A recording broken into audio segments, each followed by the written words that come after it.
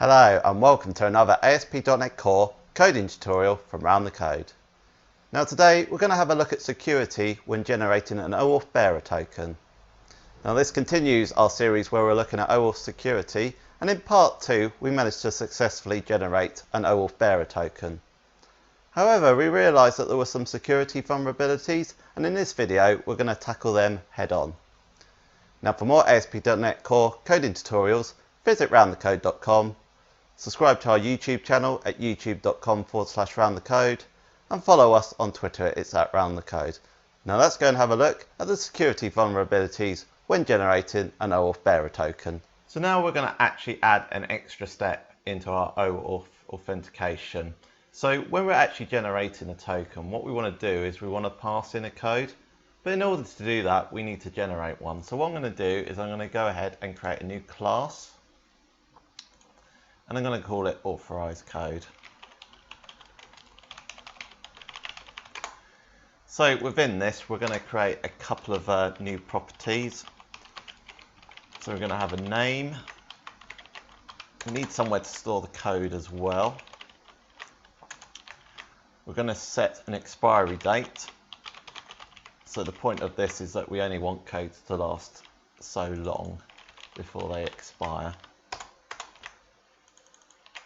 And we're also going to state whether the actual code's been used or not.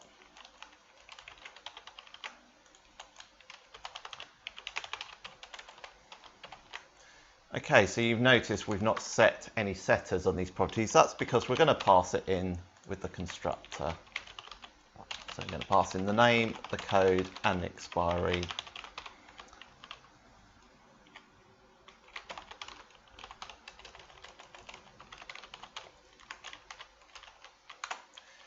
So we're just going to group them up together with the relevant properties.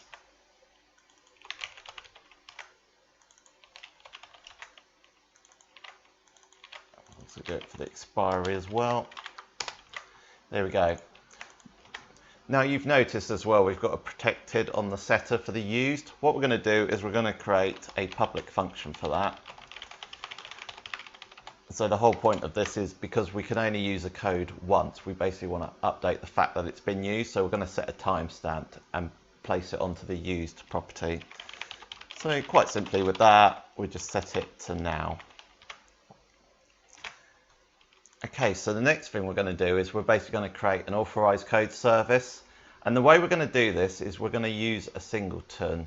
Now, the only reason why I'm using it as a singleton is more to speed things up for demo purposes. I would certainly recommend that you sort of hook all your codes and store them in a database, but we're going to store them in a singleton instance. So what we're going to do first is we're going to create the interface for it. So if we create a new interface, and we're going to call it authorize code service. So make it public, and we're going to create 3 methods in here. We're going to have a create method.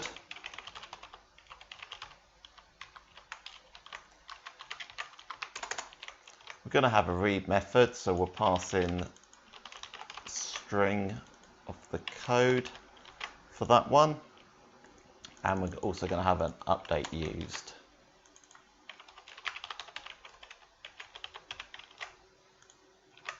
Okay, so now that we've created the interface, we now need to create the service that goes with it. So let's go ahead and do that.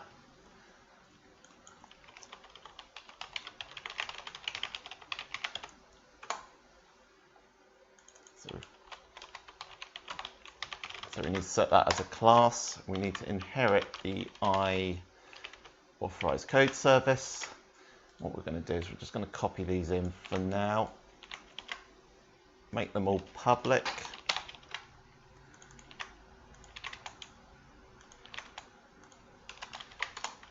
Make them into methods.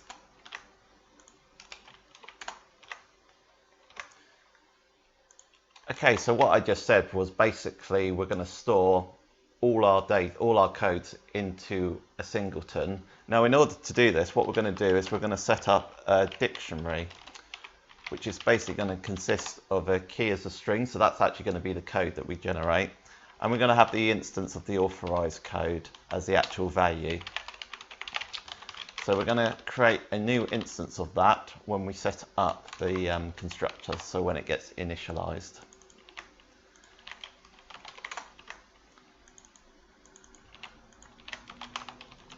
So we're going to create a concurrent dictionary. And the difference between that and a normal dictionary is concurrent. Basically, more threads can access it at the same time. So if we find the reference for that, first of all, we need to pass in the actual generic types for it.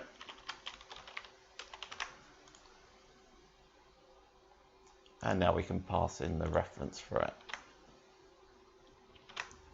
Okay, let's go ahead now and actually sort out these methods so they're actually doing something.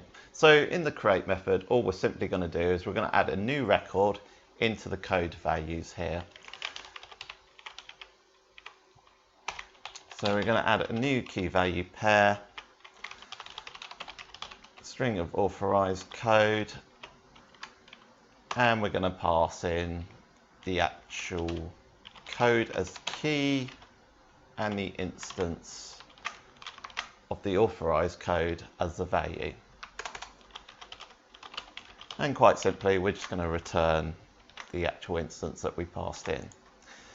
Okay, so for reading, what we need to do is we need to do a check to see if the actual code, we're passing in a code, we have to see if that actual code actually exists in our code values dictionary. So in order to do that, we can go ahead and do a contains key on the code values instance. If it doesn't exist, then we just return a null.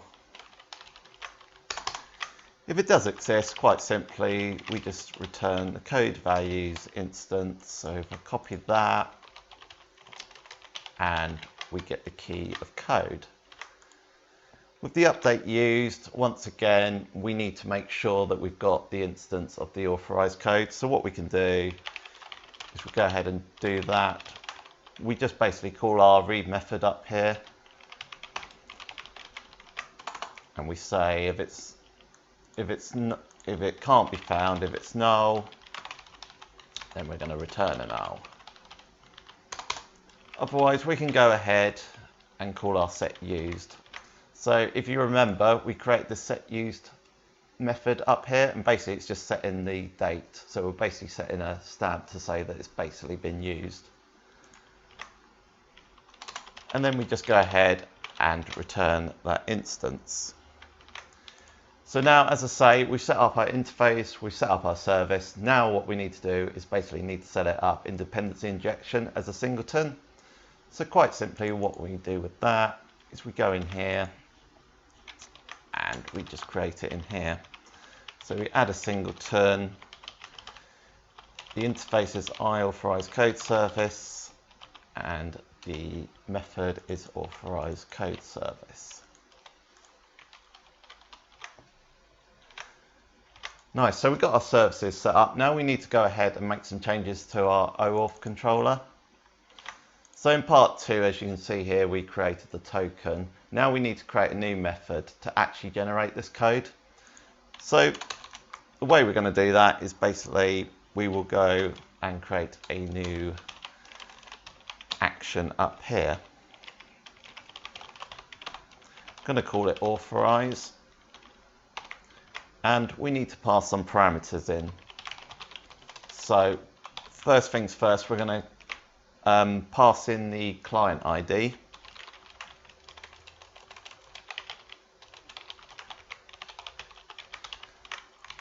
So it's basically the query string of client underscore ID, and we're going to declare that as a variable of client ID. The other thing we need to do as well is we need to pass in the response type, and I'll show you what that is in a bit.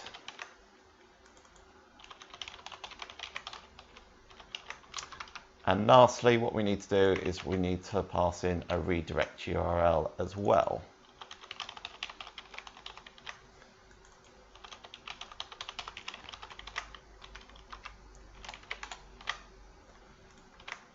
Okay, so first thing we need to do is we need to do a check, and we basically, The response type is always going to be code for this instance. We need to check that that's actually being passed into the query string. If it's not, we need to throw an error.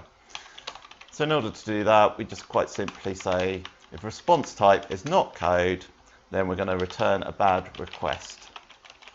So we can just go down here and, in fact, no, we're not doing it there. So if we return a bad request there, and we're just going to, for now, I would certainly recommend when you're doing this to actually throw an error description as well. But for demo purposes, we're just going to throw an error of invalid request. So, assuming that's done, we now need to go ahead and generate a random code. So in order to do that, we can create a new instance of random number. So we can use the random number generator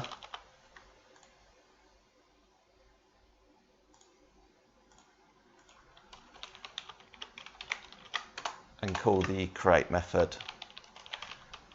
Now what we can do after this is basically we're going to store it in this byte variable, and we're then going to call the get bytes method in random number and store it in the bytes like so. So we've got a random number, now we need to sort of convert it, we need to hash it up and convert it into a string. So what we're going to do is we're going to create a new instance of code and set it to empty as a string. Now we're going to use the SHA-256 cryptography to do this. So in order to do that, we create a new instance of it. And then we're going to basically generate our code. So we're going to convert it into a base 64 string. And now this is the part where basically we're going to actually compute a hash to it.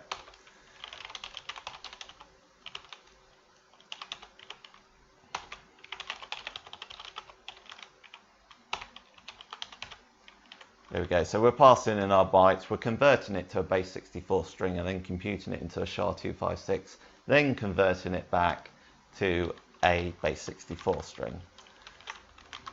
As I say, this is one way of doing it. You can do it in your own way. As long as it's sort of random, it always generates a random code. It doesn't really matter too much. Okay, so now that we've done that, what we need to do is we basically need to create a constructor for this, and we need to pass in our Authorization Code service.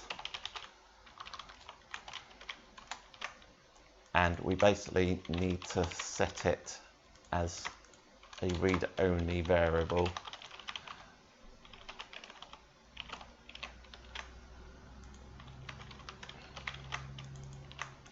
So of course we're passing this into the constructor. It's getting it from dependency injection, our singleton. So if you remember there, we created our singleton there. That's basically where it's getting it from. So now that we've done that, we've created our code, we just need to basically add it as a record into our authorized code service. So we're going to create a new instance of authorized code. We're going to pass in the client ID, as obviously we're passing in the client ID up here. We're going to pass in the code, and we're going to say that it expires in a minute.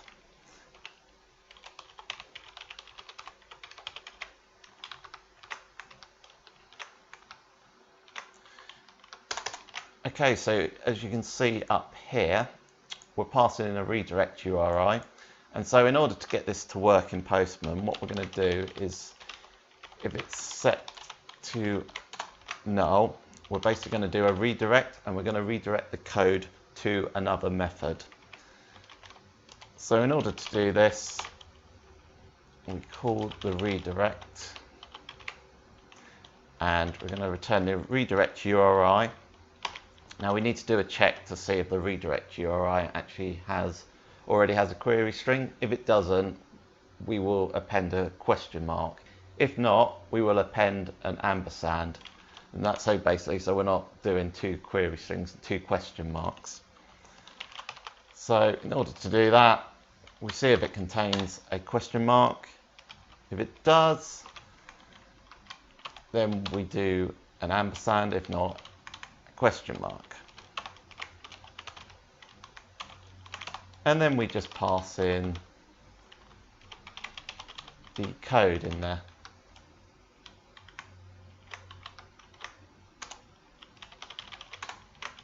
Otherwise, we just return the OK of new code.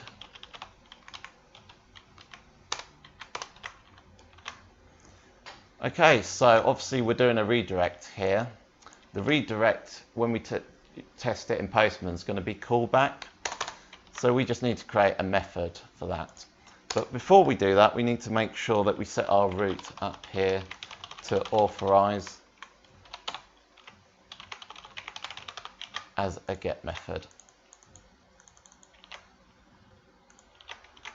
And now we're going to create our callback.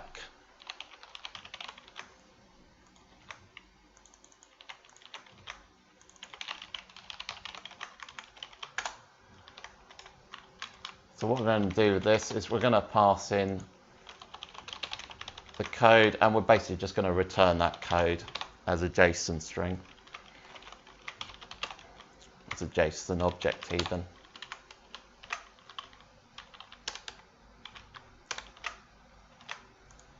Okay, so we've done our authorized code. We generate one, but now we need to make some changes to the token so it actually accepts that particular code. So looking at the documentation for this, we need to change this to a HTTP post. We've already got basic authentication on there, so that's all good, but we need to pass in some parameters. So once again, we need to pass in the client ID. But because we're not getting it from the query string, we're getting it from a form post, we need to change this to from form. Up here we were calling from query, but now we're going to be calling from form because it's a post request. We need to pass in the code as well, and we need to pass in the grant type, and I will show you what that is meant to be in a bit.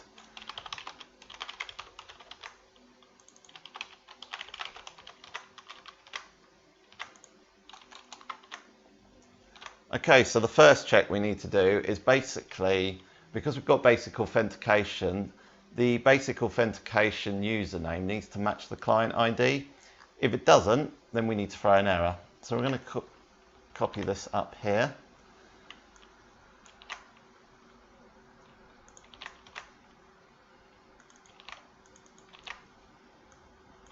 So we're going to check that the client ID matches the user.identity.name. If it doesn't, it throws a bad request. As I say, in production you should really be throwing an error description, but we're not going to in this instance, just to speed things up. The other thing we need to do as well is we basically need to make sure that the grant type is set to authorization code. Now there might be instances where this is set to refresh token if you're using refresh tokens as well, so you'll need to amend your code accordingly if you're doing that.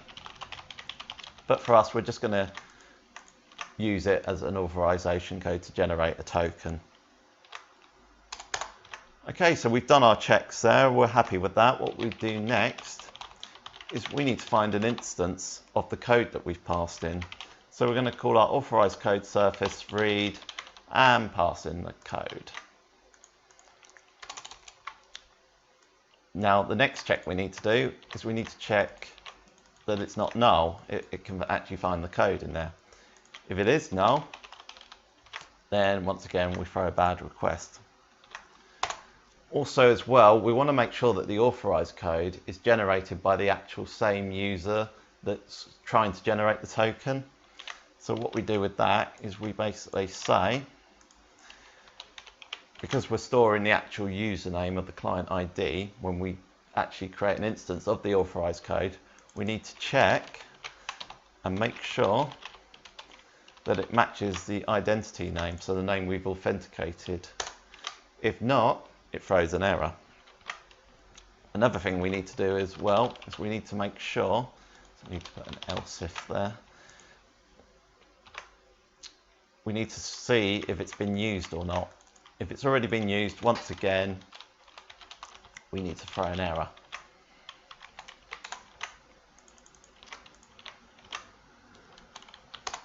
And our final check is to see if it's expired or not.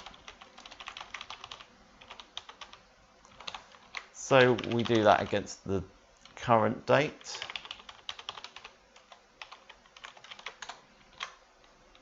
And once again, if it's already expired, we throw an error. Okay, so at this point, we've done all our checks. We're happy. We've got to this stage here. We're basically happy that the code is valid. First thing we need to do is make sure that we update the fact that it's being used. So we go ahead and do that. Now we're already generating our token here. So that's all good. And we're already returning it. So we don't need to make any more changes to that. So what we can do now is we can basically go ahead and actually test it in Postman. So let's go ahead and do that. Okay, so you can see now that our actual server's running. So it's running on localhost 8000. So let's go into Postman and then let's just give it a test. So the first thing I want to do is basically I want to generate an authorization code. As you can see here, we're passing in the response type code and the client ID of round the code. So let's go ahead and see if it generates a code for us. So you can see there it's generated a code for us. So let's go ahead into our token. We've set up our basic authentication in there, as you can see. And what we need to do now is we basically need to add that code in as a form post parameter. So let's go ahead and see if it generates a token for us. As you can see there, it's generated a token for us. So let's make sure now that that token actually works in our OAuth test. If you remember, it's a little test that we did down here, which is basically restricted through the authorize attribute.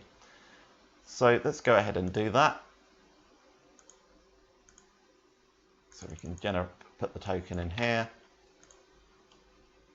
There you go, you can see that's working for us. So I want to check some of the validations just to see if they're working or not. So the first thing I want to do is basically I want to try and generate this token again with the same code. So let's go ahead and see if it throws an error for us. As you can see, it's thrown an error for us.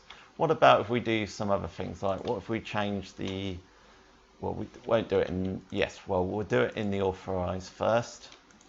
We'll change the client ID. Okay, see, so we've got an issue there because basically we're not authenticating the client code against basic authentication in there. So that would be something you probably need to look into. But what we can do is if we change it in here, because we've got that basic authentication. In fact, first of all, what I need to do is I need to generate a new code. And then if I go into token, change the code, bear in mind though that we've got the wrong client ID in there. As you can see, it's thrown an error invalid request, which is exactly what we want. So the next thing we want to do as well is basically we want to generate a code, but we know it expires in a minute. So we're going to go ahead and generate a new one. Okay, so that's now basically generated. And in a minute's time, we're going to try and use it to see if it actually works or not. Okay, so a minute's passed, so let's give it a go. So we've got our code there that we generated a minute ago. So we've already got it in there. Let's just see what's going to happen. As you can see there, it's thrown an invalid request.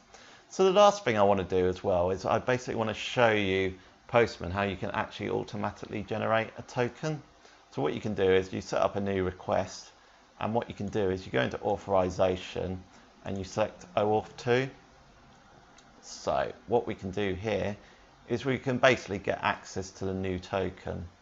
So in here you've got your callback URL. So this is basically what we set up here in the callback method. You've got that, and then you've got your authorized URL, which is basically this here. Then you've got your access token URL, which, as you can probably guess, is the token method like so. So we've got all them three set up. We've got our client ID and client secret, which we got through our basic authentication. In this instance, we're not setting any scope or state for it. And client authentication. Now, as you may have seen, we've been setting this in the header rather than as client credentials.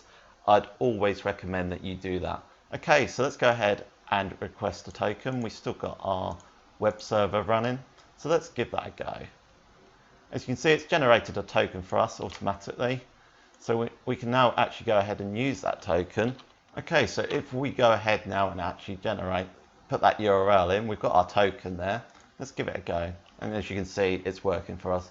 So I think we're satisfied now that we've got some extra security in there, which is going to be good. And we can do other things as well, like refresh tokens, but we're not going to look at that in this instance. So now we've covered some of the security vulnerabilities with generating a bearer token. But we've only really touched on OAuth security. You can do things like generating refresh tokens for offline applications, using scopes and states, as well as many other things. To have a look at the documentation, I recommend you do a search in Google for RFC 6749. Now, thanks very much for watching. Take care, and I'll see you soon. Goodbye.